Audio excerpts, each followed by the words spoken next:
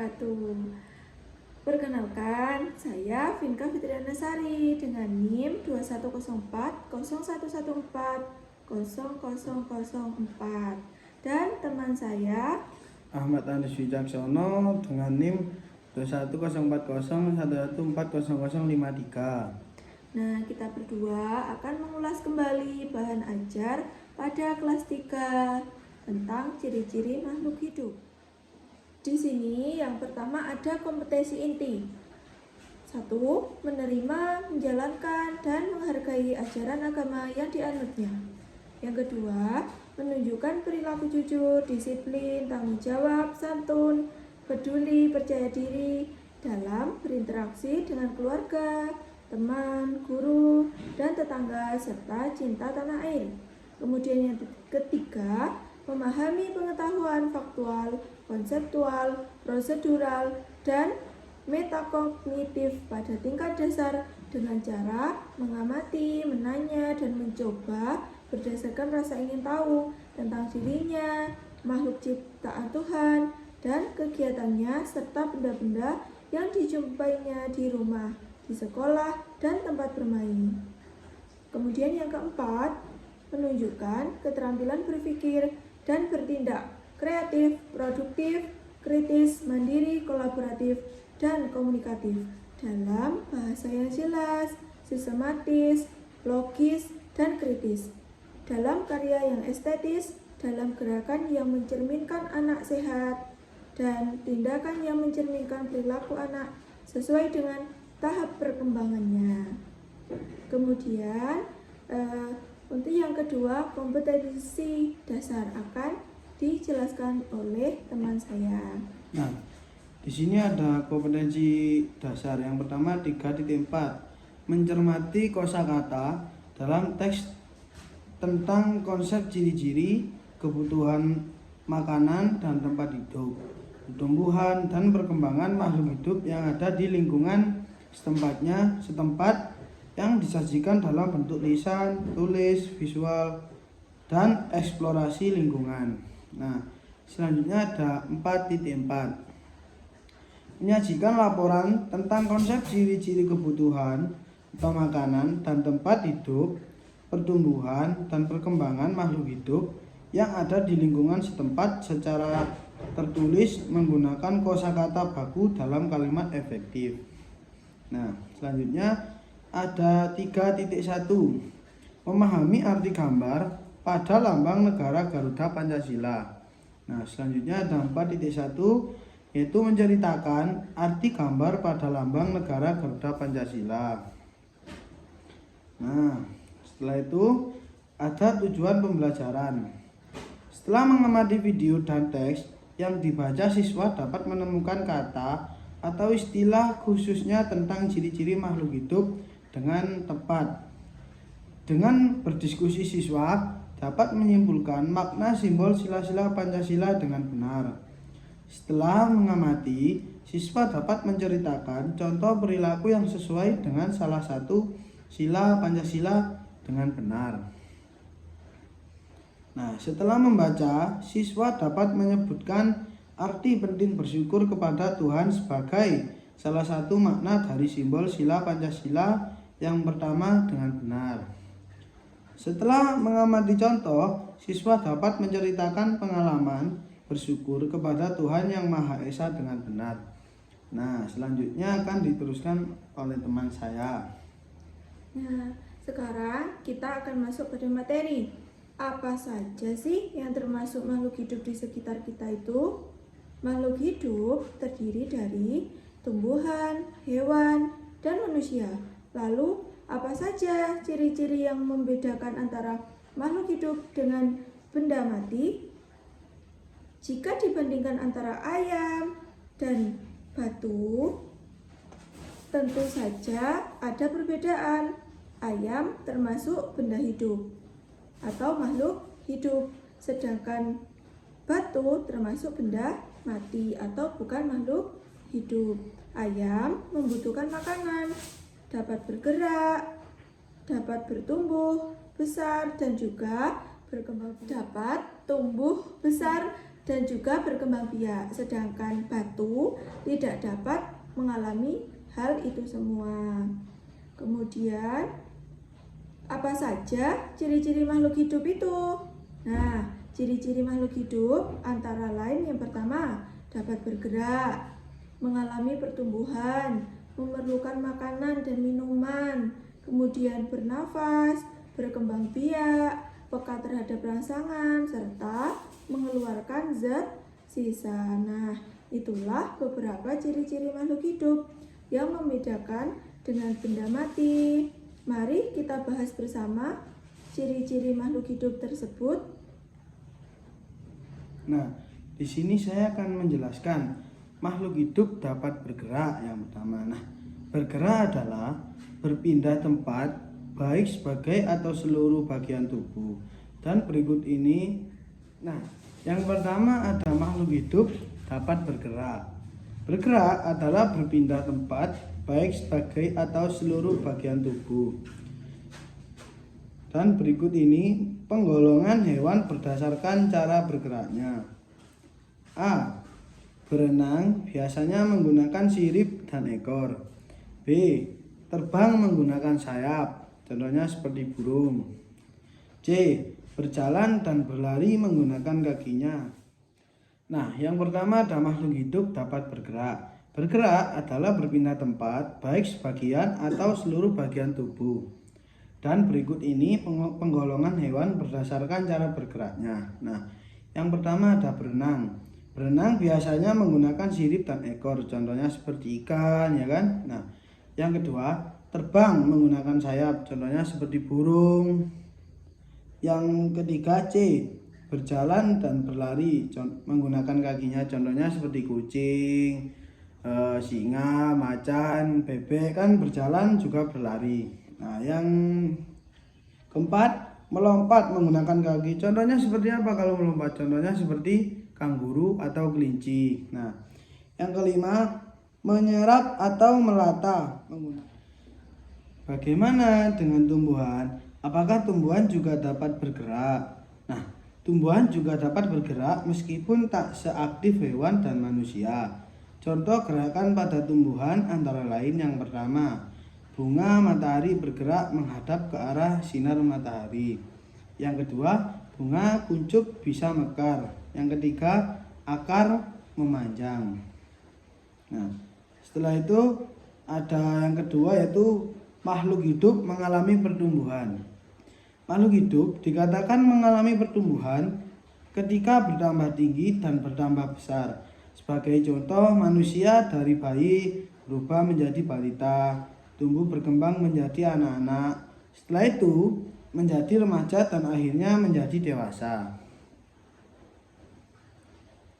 Nah, contohnya pada manajer kami ada seperti tumbuhan dari biji, terus ada hewan dari telur, terus menetas jadi anak ayam, terus jadi ayam dewasa. Nah, sama seperti manusia juga seperti itu. Nah, selanjutnya akan dibacakan oleh teman saya. Nah, ciri yang ketiga yaitu bernafas. Bernafas adalah menghirup oksigen dan mengeluarkan karbon dioksida. Fungsi bernafas bagi makhluk hidup adalah untuk menyediakan oksigen untuk diedarkan ke seluruh bagian tubuh dan untuk membantu proses pembakaran makanan untuk mendapatkan energi. Kemudian, setiap makhluk hidup memiliki cara bernafas yang berbeda-beda. Antara lain, yang pertama, bernafas dengan insang, contohnya yaitu ikan. Kemudian, hewan bernafas dengan paru-paru, contohnya yaitu hiu. Kemudian yang ketiga, bernafas dengan paru-paru dibantu pundi-pundi udara, contohnya adalah burung. Kemudian hewan bernafas dengan paru-paru dan kulit, contohnya adalah cacing. Kemudian bernafas dengan trakea, contohnya adalah kupu-kupu. Kemudian bernafas dengan kulit yang basah adalah ubur-ubur contohnya. Kemudian yang keempat, memerlukan makanan. Setiap hari makhluk hidup baik manusia, hewan, dan tumbuhan memerlukan makanan untuk hidup. Dengan makanan, makhluk hidup bisa bertahan hidup, memiliki tenaga, dan dapat tumbuh dan berkembang menjadi lebih besar. Berdasarkan jenis makanannya, hewan digolongkan menjadi beberapa macam. Antara lain yang pertama ada herbivora. Herbivora itu apa? Yaitu hewan pemakan tumbuhan saja, seperti rumput, buah, dedaunan, dan biji-bijian. Kemudian yang kedua, karnivora, yaitu hewan pemakan hewan lainnya. Kemudian yang ketiga, omnivora, yaitu hewan pemakan segalanya, baik dari tumbuhan maupun hewan. Contoh dari herbivora adalah, apa kira-kira? Sapi, kambing. Karnivora contohnya adalah hewan yang pemakan hewan lainnya, yaitu komodo. Kemudian omnivora contohnya yaitu burung gagak. Kemudian yang kelima, berkembang biak. Untuk mempertahankan jenisnya, makhluk hidup harus berkembang biak. Banyak cara yang dilakukan oleh makhluk hidup untuk berkembang biak, baik secara alami maupun buatan. Pada manusia, berkembang biak secara melahirkan dengan diawali pembuahan yang dilakukan oleh sel sperma kepada sel telur. Sel telur yang telah dibuahi akan berubah menjadi zigot, dan zigot ini akan tumbuh dan berkembang di dalam rahim menjadi sebuah janin. Dan setelah kurang lebih 9 bulan 10 hari janin lahir menjadi bayi. Perkembangbiakan pada hewan ada dua cara. Yang pertama generatif atau kawin, meliputi beranak atau vivipar. Contohnya kambing, kelinci, tikus, kelelawar, ikan paus, lumba-lumba. Kemudian yang kedua bertelur atau ovipar. Contohnya yaitu ular boa, ular piton, kadal, ikan pari, dan ikan hiu. Kemudian yang ketiga ovipar, yaitu contohnya hewan yang bisa bertelur: ayam, itik, cicak, buaya, penyu, kura-kura, ikan, serta hewan-hewan lainnya. Kemudian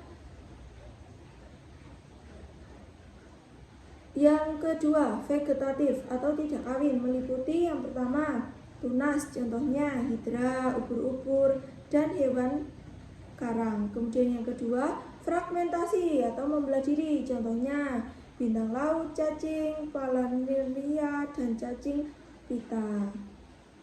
Nah, kemudian selanjutnya akan dijelaskan oleh teman saya. Nah, di sini ada yang namanya berkembang biak.